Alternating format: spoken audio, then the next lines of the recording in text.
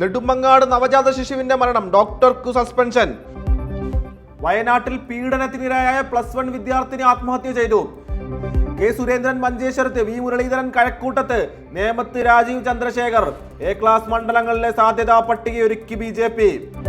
കേരള സർക്കാർ പുറത്തിറക്കിയ നെറ്റിവിറ്റി കാർഡിന് മന്ത്രിസഭയുടെ അംഗീകാരം. പോപ്പുലർ ഫ്രണ്ട് ബന്ധം ആരോപിച്ച് നെടുമ്പാശ്ശേരിയിൽ വെച്ച് ഒരാളെ NIA അറസ്റ്റ് ചെയ്തു. സ്വയം നിർമ്മിച്ചതാണെന്ന് അവകാശപ്പെട്ട് ചൈനീസ് റോബോട്ടിനെ പ്രദർശിപ്പിച്ചു. സർവകലാശാലയെ ഇന്ത്യ AI ഉച്ചകോടിയിൽ നിന്നും പുറത്താക്കി. മഹാരാഷ്ട്രയിലെ 5% മുസ്ലിം സംവരണ ഓർഡിനൻസ് റദ്ദാക്കി BJP സർക്കാർ. റമദാനിൽ മുസ്ലിം ജീവനക്കാർക്ക് ജോലി സമയത്തിൽ ഇളവുമായി തെലങ്കാന സർക്കാർ.